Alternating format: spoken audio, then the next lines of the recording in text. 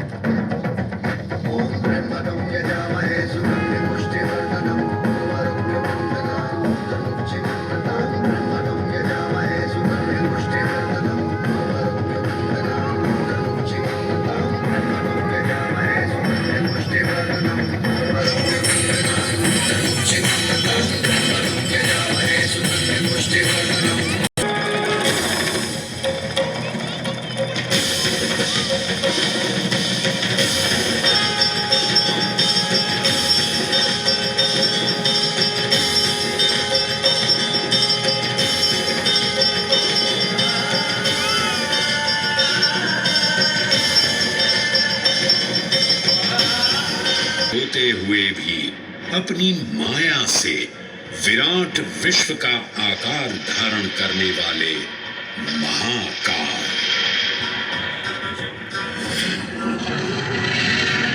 मेरुगिरी को धनुष और भगवान विष्णु को बाण बना दैत्यों के 3 पुरों का नाश करने वाले महाकाल। वो महाकाल जो तीनों लोकों में विद्यमान सभी शिवलिंगों में प्रधान है।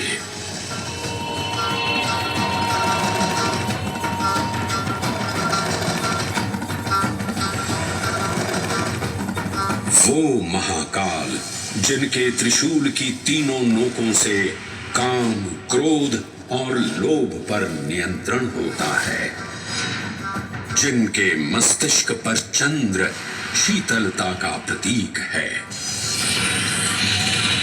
और जिनकी सवारी नंदी के 4 चरण सत्य, दया, दान और तप का चिन्ह है।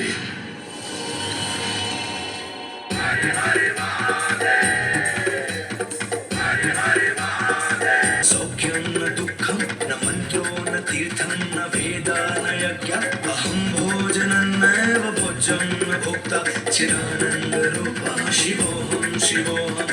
हरे हरे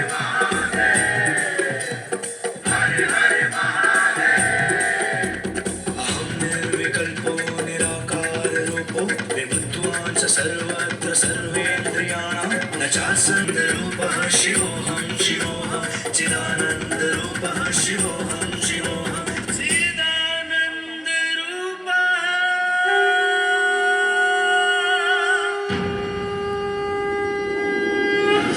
वराह पुराण में कहा गया है, नाभिदेशे महाकालस्तन्नाम्ना तत्र वै हरः, अर्थात नाभिदेश उज्जैन में स्थित भगवान महाकालेश्वर तीनों लोकों में पूजनीय हैं। आकाशे तारकामलिंगम पाताले हाटकेश्वरम मृत्युलोके महाकालम सर्वलिंगम नमोस्तुते। आकाश में तारक लिंग के रूप में, पाताल में हाटकेश्वर के रूप में और मृत्युलोक में महाकाल के रूप में स्थित भगवान शिव को प्रणाम। समस्त लिंग स्वरूपों में विद्यमान भगवान शिव को सादर नमस्कार। नाभिदेश उज्जैन का अटूट बंधन है महाकाल के साथ, जो महाकाल स्तोत्र में उल्लिखित है। उज्जयिन्यां महाकालम महाकालेश्वरम हरम महाकालम महायोगिनम नमामि पार्वती पतिम। तो चलिए मैं आपको कथा सुनाता हूँ इसी महान उज्जैन नगर की। उज्जैन, जिसे संस्कृत साहित्य में अवंतिका, विशाला, कुशस्थली, पद्मावती, कनक श्रृंगा, स्वर्ण श्रृंगा, प्रतिकल्पा, कुमुदवती और अमरावती के नाम से पुकारा गया। उज्जैन दान करने वाली 7 नगरियों में से एक है।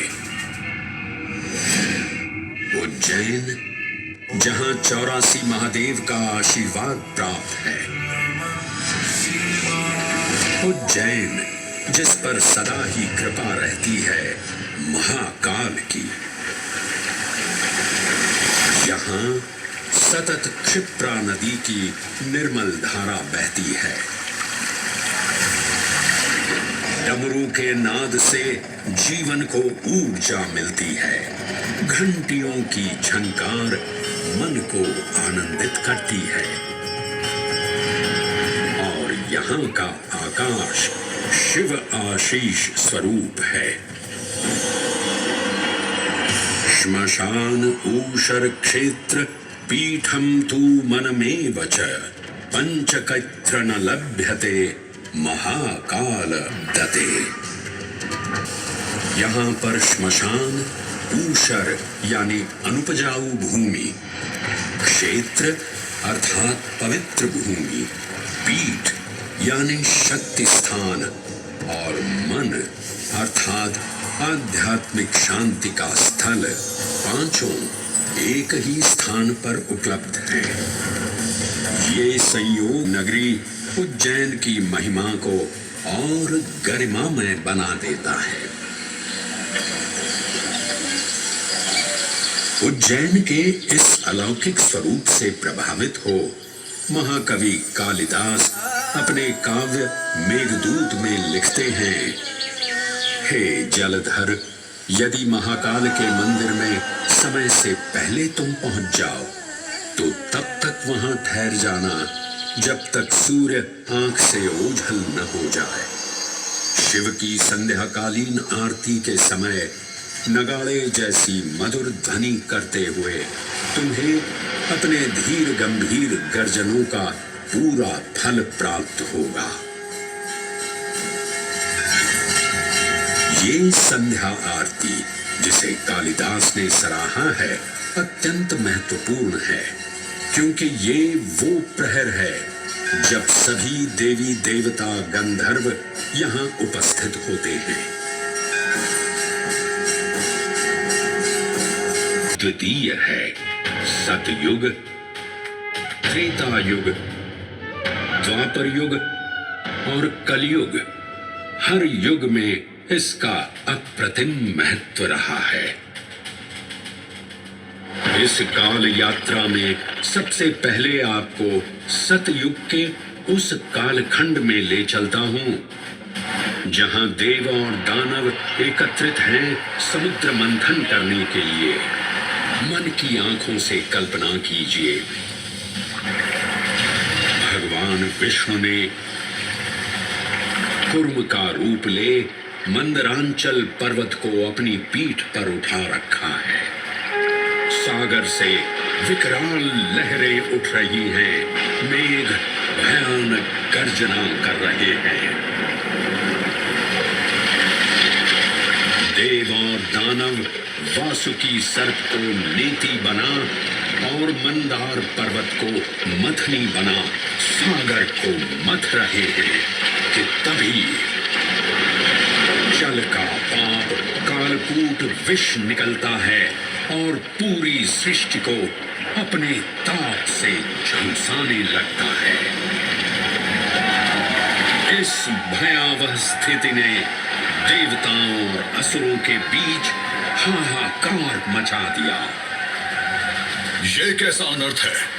लक्ष्य था अमृतत्व का, पर अब मृत्यु की विकराल छवि हमारी आंखों के समक्ष मंडरा रही है। इस भयंकर संकट से केवल वही उद्धारकर्ता मुक्ति दिला सकते हैं जो समस्त विश्व के परम संरक्षक हैं। तभी सब महादेव की शरण में जाते हैं और पुकार लगाते हैं, ओम नमो भगवते रुद्राय। और फिर तुष्टा महादेव भक्तों की गुहार सुनते हैं, कैलाश से उतरते हैं, विष को अपनी अंजुलि में भर अपने कंठ में धारण करते हैं।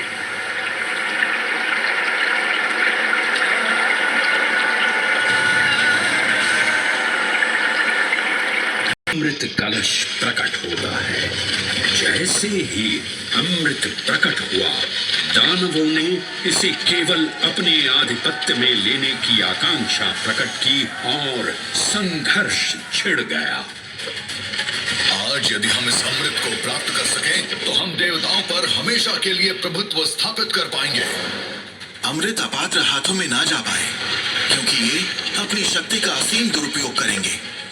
इस अराजकता के परिणाम स्वरूप अमृत की कुछ बूंदें छलकी और पृथ्वी तक पहुंच गईं। 4 स्थलों पर स्पर्श हुआ इन बूंदों का। हरिद्वार, प्रयागराज, नासिक और उज्जैन। अमृत की इन्हीं बूंदों के कारण उज्जैन में हर 12 वर्ष पर कुंभ सिंहस्थ मेले का आयोजन होता है। भगवान शिव की लीला देखिए, लोक कल्याण के लिए स्वयं विषपान किया और अपनी नगरी पर अमृत वर्षा करवाई।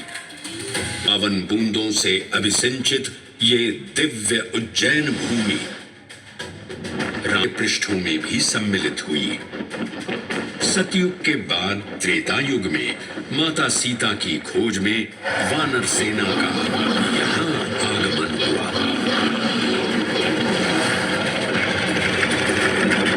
अब प्रवेश करते हैं वाल्मीकि रामायण के किष्किंधा कांड में।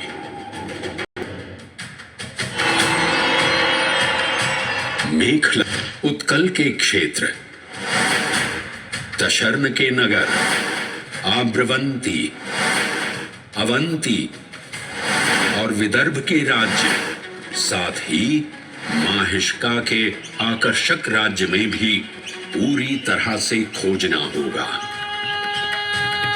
एक युग भगवान विष्णु के राम अवतार से संपृक्त और अगला युग उन्हीं के एक और दिव्य अवतार से समरस होना, ये अद्वितीय संगम केवल उज्जैन में ही संभव था। परंतु एक क्षण ठहरिए और ध्यान से सुनिए। ये महाकाल के 1008 दिव्य नाम। हाँ, मैंने काल चक्र को परिवर्तित कर दिया है। द्वापर युग का शुभारंभ हो चुका है। जाएंगे ये जानकर कि महाकाल के इन नामों को स्वयं भगवान श्री कृष्ण ने रचकर पिरोया था। महाकाल सहस्र नामावली की ये अद्भुत समय की है, जब योगेश्वर कृष्ण, उनके मित्र सुदामा और शेषावतार बलराम ने अवंती नगरी में स्थित सांदीपनी ऋषि के आश्रम में वेद, वेदांत दर्शन और शस्त्र विद्या की शिक्षा ग्रहण की थी। कहते हैं कि भगवान श्री कृष्ण को अवंती ने ऐसा मंत्र मुग्ध कर दिया कि यहाँ 64 दिनों तक रुककर उन्होंने 64 विद्याएं और 14 कलाओं का ज्ञान लिया। उज्जैन का संबंध महाभारत से भी जुड़ा हुआ है। इस महान महाकाव्य के वन पर्व में उल्लेख किया गया है कि महाकालेश्वर मंत्र का स्पर्श मात्र करने से अश्वमेध यज्ञ के समान फल प्राप्त होता था। और फिर परिवर्तन की इस अनवरत धारा ने एक नई कहानी लिखी। उज्जैन में उदय हुआ मौर्य वंश का। सम्राट बिंदुसार ने अपने पुत्र अशोक को उज्जैन का राज्यपाल बनाया और समय के साथ अशोक के शासनकाल में धर्म का विस्तार हुआ। इसके पश्चात विभिन्न राजवंशों, सम्राटों और नरेशों ने उज्जैन की सेवा की। उनमें से प्रमुख मालवागण और फिर गुप्त वंश ने यहाँ राज कर इसके वैभव में वृद्धि की। उज्जैन ने अपने भव्य तेज से जहाँ महात्माओं और शासकों को आकर्षित किया, वहीं इस नगर पर आतताइयों की दृष्टि भी पड़ी।